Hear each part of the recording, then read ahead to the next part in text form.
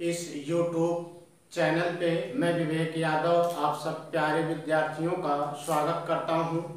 आज हम इस वीडियो के माध्यम से आपको आपकी सफलता की ओर ले जाने का प्रयास करेंगे और आपके लक्ष्य को भी दिखाने का प्रयास करेंगे। तो हमको अपने सफलता को पाने के लिए एक नई रणनीति के साथ अपने आप को ढालना पड़ेगा। जैसा कि आप सब सुने भी होंगे या कुछ विद्यार्थी ऐसे भी होते हैं कि उनको खुद से भी शिकायत होती है कि सर मैं तो पढ़ता हूँ, मैं खूब पढ़ता हूँ, 10-10 घंटे 12-12 घंटे पढ़ता हूँ, फिर भी मैं अपनी सफलता से कई गुना पीछे हूँ। ठीक भैया, तो इसके लिए तो आप सबको हम एक नई रणनीति और नए टाइम टेबल को बताने का प्रयास करेंगे जो आपकी सफलता की ओर ले जाने का काम करेगा। तो इसके लिए आपको करना क्या होगा, तो सबसे पहले आप करेंगे क्या कि कोई भी कंपटीशन का आप तैयारी करते हैं कि जैसे कि कोई विद्यार्थी है कि जो इंटर के बाद या ग्रेजुएशन के बाद एसएससी की तैयारी करने का उद्देश्य रखता है।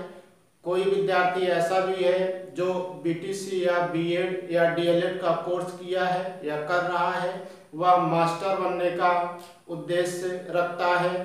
तो हम सबको इस वीडियो के माध्यम से हम बताएंगे कि आप सबको पढ़ने का एक नई रणनीति कैसे अपनाना है।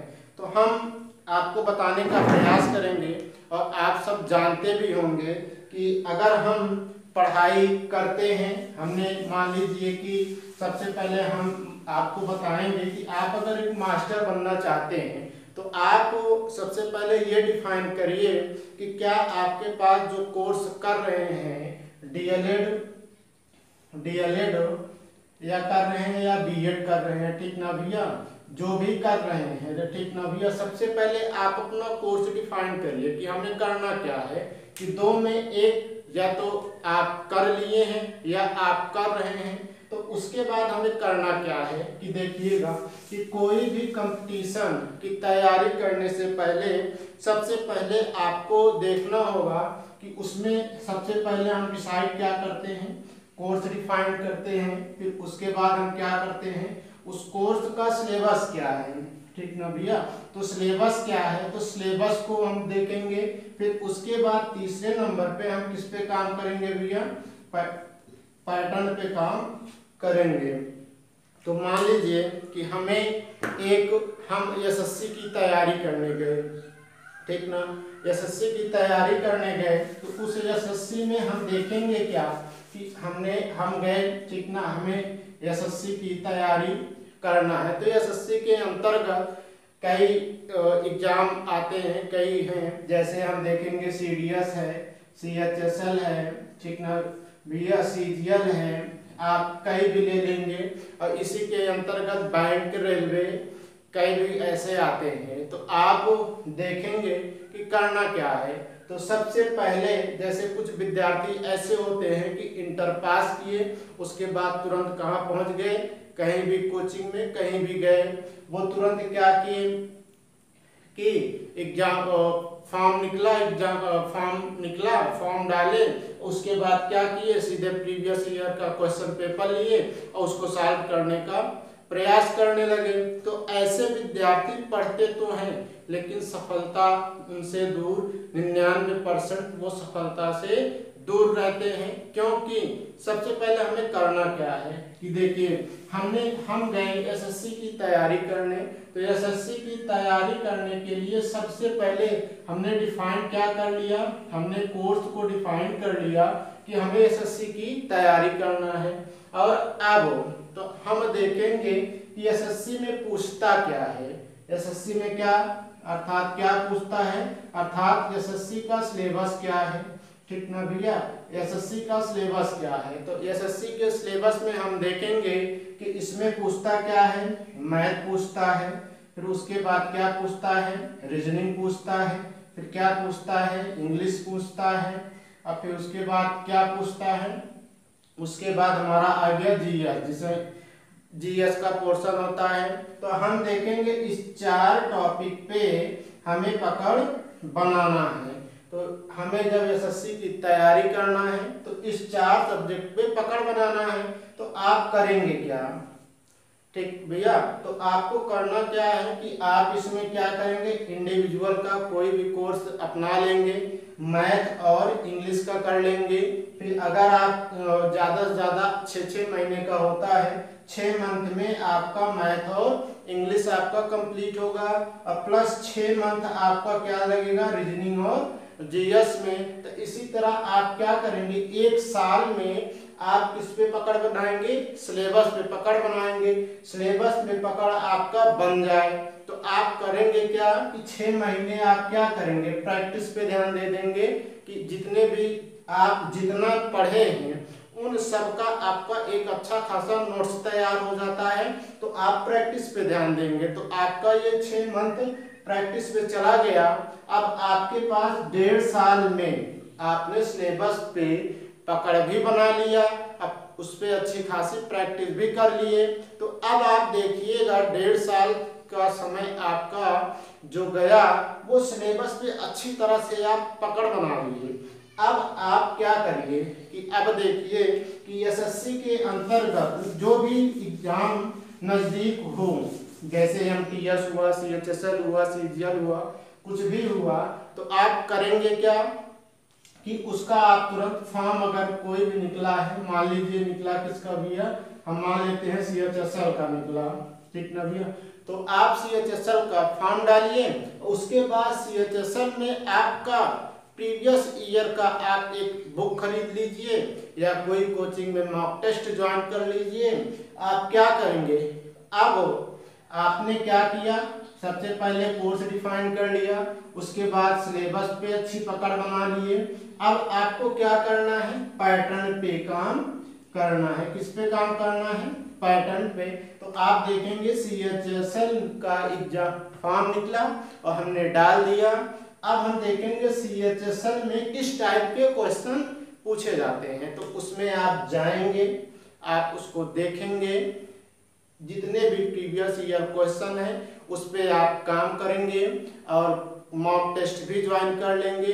तो मैं श्योरली कहता हूँ चाहे जो भी एग्जाम आएगा, अगर आप फर्स्ट अटेम्प्ट में नहीं निकाल लेते हैं तो दूसरे अटेम्प्ट में आपका निकलेगा, ये 100% श्योर है। आप फर्स्ट बार अगर पेपर देंगे तो हो सकता है कुछ अंकों से या आप सफल भी हो सकते हैं। मान लीजिए कि नहीं होते हैं तो कोई बात नहीं, आप जब दूसरी बार एग्जाम देंगे आप अपने जानकारी के साथ साथ, समझ के साथ साथ अनुभव से आप देंगे, क्योंकि आज का जो कंपटीशन का लेवल है वो कहीं ना कहीं कम समय में ज़्यादा क्वेश्चन आपसे पूछने का प्रयास करता है। वो आपका पढ़ाई के साथ साथ, जानकारी के साथ साथ, समझ के साथ साथ आपका आईक्यू लेवल भी जानने का प्रयास करता है। तो आप, ये तो हमारा रहा है एसएससी का। अब देखिएगा हम आपको बताते हैं कि जैसे आप मास्टर बनने का जो है उद्देश्य रखते हैं, आप एक, और आपका जीवन का एक लक्ष्य भी है मास्टर बनना, तो आप देखिएगा इसके लिए क्या करना है। तो सबसे पहले ये देखिएगा, कुछ विद्यार्थी ऐसे होते हैं कि जो बीटीसी, बीएड या बीएड कर रहे हैं, तो उनके माइंड में एक सवाल होता है कि मैं बीटीसी, बीएड या डीएलएड तो मैं कर रहा हूँ, क्या मैं आगे चल के एक अध्यापक बन पाऊंगा? ये तो आपका नकारात्मक सोच है। अगर आप बीटीसी, बीएड कर रहे हैं तो आपके माइंड में ये होना चाहिए कि हमें केवल एक ही सीट चाहिए, हम अपने एक सीट को पाने के लिए अपने आप को इतना योग्य बना लेंगे कि लाखों में हम एक विद्यार्थी होंगे, बल्कि लाखों में विद्यार्थी, हम उस भीड़ में नहीं रहेंगे। आप अपने आप को हमेशा यही मानना है कि इस लाखों की भीड़ में मैं अकेला हूँ, मैं अपने आप में एक सक्षम विद्यार्थी हूँ कि एग्जाम कोई भी हो, किसी तरह से भी क्वेश्चन आएगा, मैं उसको सॉल्व करने के लिए तैयार हूँ। तो इसके लिए आपको थोड़ा सा अपने आप को चेंज करना होगा। वो कैसे कि देखिएगा कि आप देखेंगे मास्टर बनने के लिए कई क्राइटेरिया होती हैं। अगर आप देखेंगे सबसे पहले अगर प्राथमिक विद्यालय में या जाने का उद्देश्य रखते हैं तो सबसे पहले आपके पास क्या होना चाहिए, मास्टर डिग्री है या आपके पास जैसे है मान लीजिए डीएलएड या बीएड है, डीएलएड या बीएड है। आप अगर पढ़ रहे हैं तो भी अच्छी बात है, या आप यह कोर्स कर चुके हैं तो और अच्छी बात है। तो आप इसके लिए होता क्या है कि मास्टर बनने के लिए सबसे पहले दो में से एक आपके पास डिग्री होना चाहिए। अगर आप डीएलएड किए हैं तो आप कक्षा 1 से लेके 8 तक मान्य है इस समय। अगर आप बीएड किए हैं तो आप कक्षा 1 से लेके कहीं भी जा सकते हैं। आप अपने योग्यता के अनुसार मास्टर के जितनी भी पद हैं सारे में आप अवेलेबल हैं बीएड से, और डीएलएड में आप केवल कक्षा 1 से लेके 8 तक हैं। तो अगर आप ये कर रहे हैं, ठीक ना भैया, या कर चुके हैं, इसको करने के बाद आपके पास सर्वप्रथम क्या होता है, यूपी टेट या सीटेट क्वालिफाई करना होता है। प्रेजेंट टाइम में आपको सिर्फ यूपी टेट और सीटेट क्वालिफाई ही मांगता है। और इसके बाद दूसरा स्टेप हमारा होता है सुपर टेट, जिसे हम क्या कहते हैं, एसटेट कहते हैं। ये हमारा क्या होता है, इसका मेरिट जुड़ता है हमारे अंतिम जो होता है, ठीक। तो ये हमारा केवल क्वालिफाइंग है, ये हमारा क्या है, अंतिम मेरिट होता है हमारा, जो वैकेंसी आने पे जो आयोग करवाता है। तो देखिएगा, तो कुछ विद्यार्थी ऐसे होते हैं कि जो कहते हैं कि सबसे पहले चलो यूपी टेट की तैयारी कर लिया जाए, फिर यूपी टेट के बाद करते क्या है कि चलो सीटेट की तैयारी कर लिया जाए, और सीटेट की तैयारी करने के बाद कहेंगे चलो एसटेट की तैयारी किया जाए। तो होता क्या है, एक साल यूपी टेट में गया, एक साल सीटेट में गया, फिर उसके बाद वैकेंसी कब तक आए उसका इंतजार करें। कुल मिला के 2 साल क्या होगा, 2 साल कोर्स में गया। कि देखिएगा कैसे कि जैसे अब विद्यार्थी करते क्या है कि अब देखेंगे पहली बात बीएड या डीएलएड करने में 2 वर्ष गया, और उसके बाद करेंगे क्या, 1 वर्ष हमारा टेट में गया, फिर कहेंगे 1 वर्ष हमारा सीटेट में गया, और फिर उसके बाद एसटेट की तैयारी करने गए। तो एसटेट की तैयारी कब तक होगी ये निश्चित नहीं है। तो आपका 2, 2, 4, 5, 6 साल तो आपका ऐसे ही निकल गया, वेस्ट ही निकल गया। तो अब देखिएगा, तो ये आपका समय बचना चाहिए। बचेगा कैसे कि देखिएगा कि आपको करना क्या है। अगर आप अभी डीएलएड या बीएड कर रहे हैं तो आपकी सबसे पहली प्रायोरिटी है कि आप जो भी कोर्स कर रहे हैं उसको उस पे अपना 100% दीजिए। बल्कि टेट और सीटेट को आप अभी याद ही ना करिए। आप ये समझिए कि ये अभी हमको इस पे काम करना ही नहीं है। आप जो भी कोर्स कर रहे हैं, इस पे आप 100% अपना समय दीजिए। इसके सिलेबस में जो भी दिया है ऐसा कोई भी टॉपिक ना हो कि जिसपे आपकी नजर ना गई हो। अगर आप इतना किए हैं तो आप देखिएगा, मैं आपको बता रहा हूं कि पढ़ना कैसे है। कि अगर ये कोर्स पे आप 100% पकड़ बना लिए हैं बीएड या बीटीसी पे जो सिलेबस दिया है उस पे, तो मैं बता रहा हूँ कि देखिएगा सिलेबस क्या होता है। यूपी टेट का सिलेबस क्या है, पूछता क्या है कि देखेंगे बाल विकास पूछता है, बाल विकास है नंबर 1। नंबर 2 हमारा क्या होता है, पूछता है गणित पूछता है। और नंबर 3 हमारा क्या होता है, हिंदी होता है। नंबर 4 हमारा क्या होता है, संस्कृत होता है, संस्कृत या अंग्रेजी 2 में 1 ले सकते हैं। और नंबर 5 हमारा पूछता क्या है, पर्यावरण। क्या पूछता है, पर्यावरण। ये हमारा यूपी टेट का सिलेबस रहा।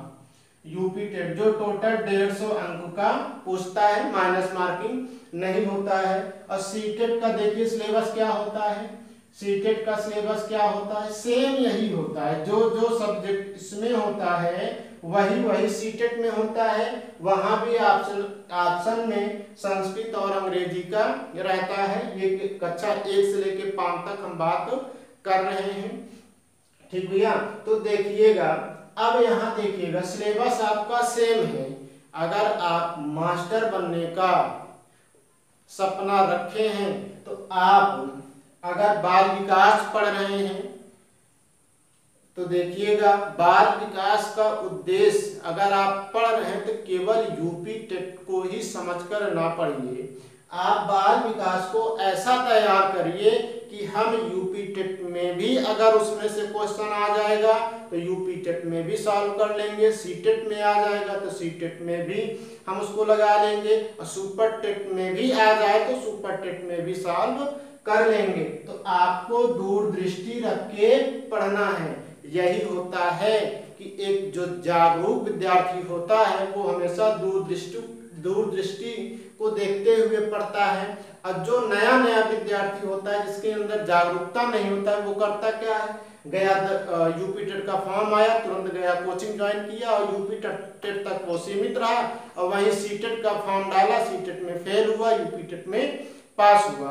तो अगर आपके साथ ऐसा होता है तो आप एक सफल विद्यार्थी नहीं हैं, आप अभी कंपटीशन से बहुत पीछे हैं।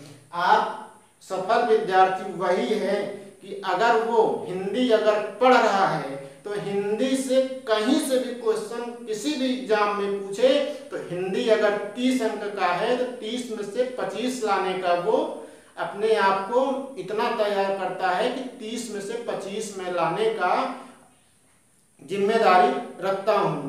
तो आप देखिएगा कि अब देखिएगा सिलेक्शन हमेशा 3 ही विषय से होता है। अगर आपको पकड़ बनाना क्या है कि आप बाल विकास, गणित और हिंदी 3 विषय को इतना अच्छा से तैयार कर लीजिए कि आपका चाहे टेट हो, चाहे सीटेट हो, चाहे सुपर टेट हो, इसमें से कहीं से क्वेश्चन आपका छूटना नहीं चाहिए। कि आप देखेंगे टेट, यूपी टेट और सीटेट में देखिएगा, आप कोर्स पे डिफाइन करके कि मास्टर बनना है कि उसमें कोर्स है क्या, तो उस अनुसार से आप तैयारी करेंगे। तो मैं अब इसमें देखिएगा कि अब जैसे यूपी टेट में हुआ बाल विकास 30 अंक का, गणित 30 अंक का, हिंदी 30 अंक का, 30 90 नंबर। आप तीनों इस 3 ही विषय से यूपी टेट भी क्वालिफाई कर सकते हैं, सीटेट भी क्वालिफाई कर सकते हैं अगर आप अच्छे से पढ़े हैं। हाँ, यूपी टेट और सीटेट में पैटर्न चेंज होता है, अर्थात क्वेश्चन पूछने का थोड़ा क्या होता है कि इसमें फैक्ट पूछता है, इसमें आपकी राय देखता है कि आपके अंदर समझ कितना है। इसमें क्या देखता है, यूपी टेट ये देखता है कि आपके अंदर जानकारी कितना है, उस जानकारी को जानना चाहता है।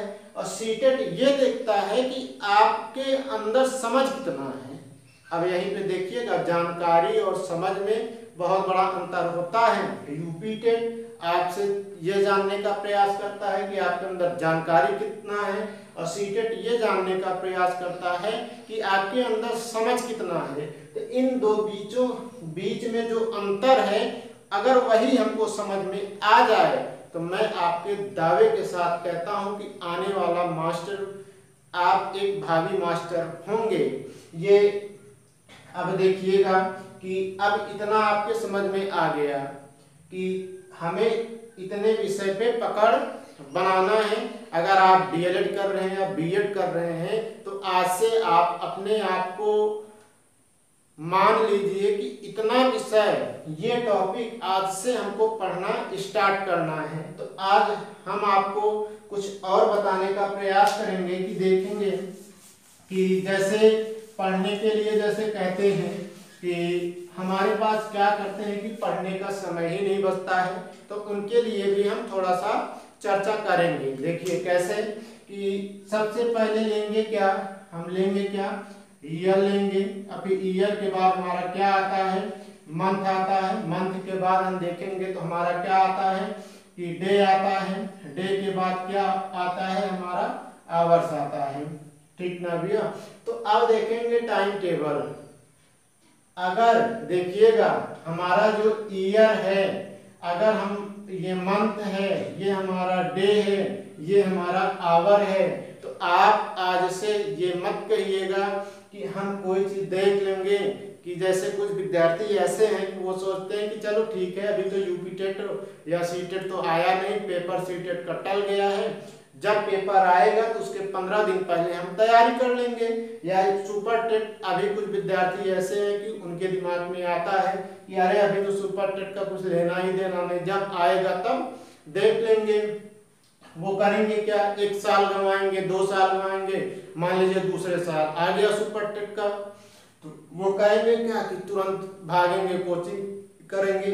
लेकिन आप एक बात ये बताइए कि जो विद्यार्थी कंटिन्यू 1-1 घंटे का महत्व समझ के अपने आप को प्रिपेयर कर रहा है, वो विद्यार्थी पहले सफलता पाएगा। कि आप अभी एग्जाम डेट का इंतजार कर रहे हैं कि एग्जाम डेट आ जाए तब मैं पढ़ना स्टार्ट करूंगा, उसके पहले खूब अच्छा से सोते हैं। तो अब देखिएगा हमें नहीं करना है कि ईयर का देखेंगे, हम देखेंगे अगर हमारा मंथ गया तो समझ लीजिए कि ईयर भी बेकार गया, अगर डे गया तो मंथ भी बेकार जा रहा है। अगर 1-1 घंटे का समय आप वेस्ट कर रहे हैं तो ये जानिएगा कि ये सब आपका वेस्ट जा रहा है। तो हम बात करेंगे इस आवर्स के बारे में। आप जानेंगे क्या कि आप देखेंगे कि हमारे पास एक दिन में 24 घंटे होते हैं, तो इस 24 घंटे को हम करेंगे क्या, 3 भागों में बांट देंगे। ये 8 आवर्स, और फिर उसके बाद क्या 8 आवर्स, और फिर उसके बाद ये हमारा क्या हो गया 8 आवर्स। 3 भागों में हुआ। तो सबसे पहले जिस 8 आवर्स को हम इसमें कर देंगे स्लीपिंग। 8 घंटे हमें सोना है। अगर हमारा स्वास्थ्य सही है तो सब कुछ सही है, अगर स्वास्थ्य गड़बड़ है तो हमारे अंदर कुछ भी नहीं आएगा। अब ये बचा हमारा अंतिम का 8 घंटे।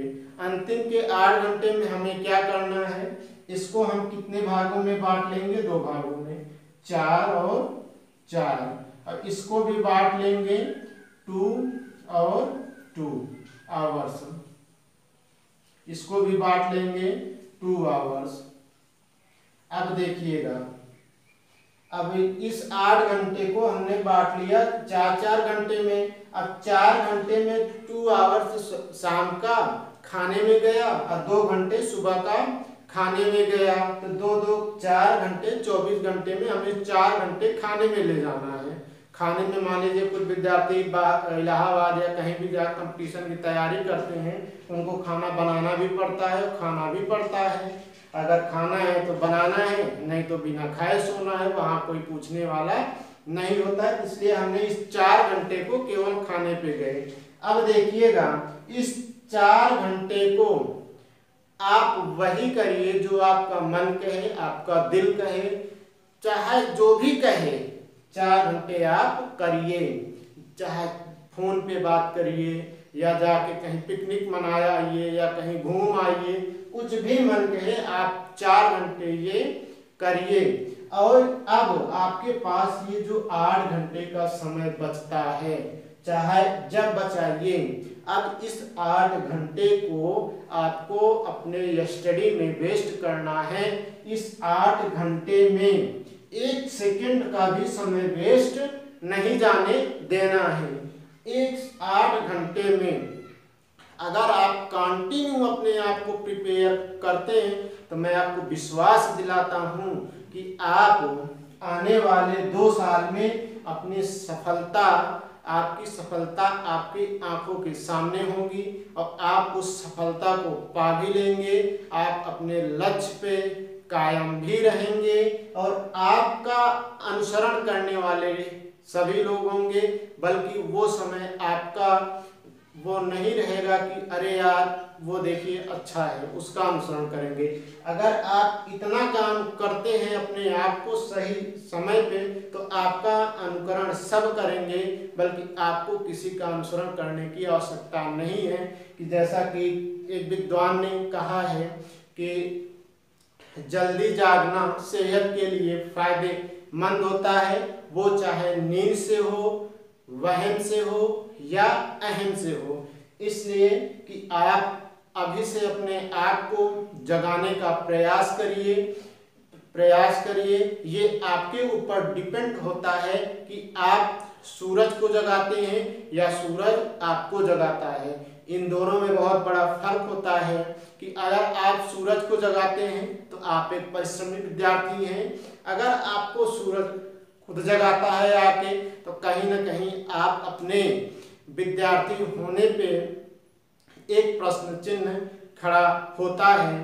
तो आप इतना क्राइटेरिया अपनाएंगे तो हमारा इस वीडियो के माध्यम से आपको सिर्फ इतने बताने का प्रयास था कि आपका पढ़ने का क्या क्राइटेरिया होना चाहिए और हम आपको इस वीडियो के माध्यम से गणित विषय और रीजनिंग विषय का संपूर्ण तैयारी करवाएंगे आपको डेली की। अब देखिएगा हमारे पास ये होगा क्या कि आपके पास इस YouTube चैनल विवेक एजुकेशनल क्लासेस पे आपको सुबह 5 बजे एक वीडियो डेली अपलोड मिलेगा, जो आपका किसका होगा, मैथ का होगा।